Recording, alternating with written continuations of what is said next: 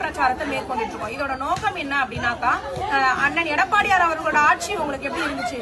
4 ஆண்டு 6 மாத காலம் சிறப்பான ஆட்சி கொடுத்தாரு இல்லீங்களா? அருமையா இருந்தது இல்லையா? அருமையா இருந்தது. 2500 ரூபாய் பொங்கல்.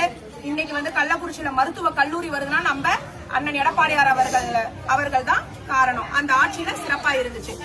இப்போ வருகின்ற 2026ல நீங்க அண்ணன் அவர்களை முதலமைச்சர் ஆகணும் அப்படின்றதுக்காகத்தான் நாங்க இந்த திண்ணை பிரச்சாரத்தை மேற்கொண்டுட்டு இருக்கிறோம். 2026ல அண்ணன் அவர்கள் ஆட்சிக்கு வந்தாரு அப்படின்னா நீங்க உங்களுக்கு 10 வாக்குறுதிகள் அட்ராக்டிவா கொடுத்திருக்காங்க. முதல் வாக்குறுதி என்னன்னா குலவிளக்கு திட்டம்.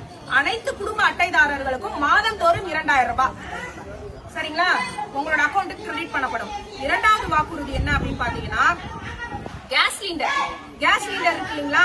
ஆண்டிற்கு 3 சிலிண்டர். இன்னைக்கு சிலிண்டர் விலைவாசி எல்லாம் ஏறி இருக்கு இல்லையா? 3 சிலிண்டர் விலையில்லா சிலிண்டர் உங்களுக்கு ஆண்டிற்கு 3 விலையில்லா சிலிண்டர் வழங்கப்படும். இது இரண்டாவது. மாணவர்கள் நலனில் அதிமுக மாணவர்களுக்கு கல்வி கடன் அது அனைத்தும் அரசே சேரும்ன்ற மாதிரி கல்வி கடன் தள்ளுபடி அறிவிச்சிருக்கிறாரு. மூன்றாவது ஜல்லிக்கட்டு. அதுல ஏதாவது அசம்பாவிதம் நடந்தா அந்த குடும்பத்திற்கு 10 லட்சம் சரிங்களா?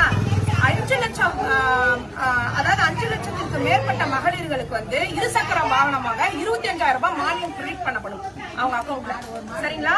சோ கிட்டத்தட்ட நான் அதே மாதிரி கான்கிரீட் வீடு இங்க வர நீட்டுக்கும் பார்த்தேன். ஏழை மக்கள் நிறைய பேர் இருக்கிறாங்க. அவங்களுக்கு எல்லாம் கான்கிரீட் வீடு கட்டி தரப்படும் வாக்குறுதி கொடுத்திருக்கிறாரு.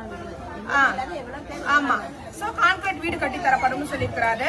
அதே நேரத்துல இப்ப முதியோர்கள் பத்தி சொல்றேன். முதியோர்களுக்காக இன்று ஒரு அறிவிப்பை வெளியிட்டிருக்காரு. அதாவது முன்னாடி 1000 ரூபாய் கொடுத்துட்டு இருந்தாங்க. அந்த ஓய்வூதிய திட்டம் முதியோர் ஓய்வூதிய திட்டம் இப்ப இன்னைக்கு 2000 ரூபாய் உயர்த்தி தரப்படும் வாக்குறுதியும் கொடுத்திருக்கிறாரு சரிங்களா? அதுக்கப்புறம் சிறுபான்மையர் பத்தி வரேன். சிறுபான்மை வகுப்பை சார்ந்த மகளிர் சுய தொழில் பண்ணணும் அப்படின்னா வட்டியெல்லாம் கடன் வழங்கப்படும் அப்படின்னு சொல்லியிருக்காரு. அடுத்து மாற்றுத்திறனாளிகள் பத்தி வர. மாற்றுத்திறனாளிகள்லாம் அவங்க கஷ்டத்துக்காக கூட்டுறவு வங்கியில கடன் வாங்கியிருந்தாங்கன்னா அந்த அனைத்து கடன்களும் அரசே செலுத்தும்னு சொல்லியிருக்கிறாரு. எவ்வளவு அழகழகான வாக்குறுதிகள். இதுல எல்லா விதமான மக்களும் பயனடையக்கூடிய வாக்குறுதிகளா கொடுத்திருக்கிறாரு. கரெக்டுங்களா? இதை தாண்டி இது நகர்ப்புறம். அதனால நான் சொல்றேன், கிராமப்புறங்கள்ல 100 நாள் வேலை எல்லாம் செஞ்சுட்டு இருப்பாங்க. அந்த 100 நாள் வேலை திட்டத்துல நிறைய பேருக்கு இப்பெல்லாம் அதை 125 நாளா கேட்டாங்க. அதை அண்ணன் அவர்கள் 150 நாட்களாகவே மத்திய அரசிடம் வலியுறுத்தி அதை பெற்றுக் கொடுப்பேன்னு வாக்குறுதி கொடுத்திருக்கிறார். இந்த வாக்குறுதிகளும் சொல்றது மட்டும் இல்ல, அதிமுக ஆட்சிக்கு வந்தா 100% அண்ணன் அவர்கள் அதை செய்து முடிப்பார் அப்படின்றது உங்களுக்கே தெரியும். அதிமுக ஆட்சி எப்படி இருந்ததுன்னு தெரியும். எனவே நீங்க அனைவரும் பக்கத்துல இருக்கிற எல்லா மகளிர்களுக்கும் இதை எடுத்து சொல்லி என்ன சொல்லணும் வரணும். எல்லாரும்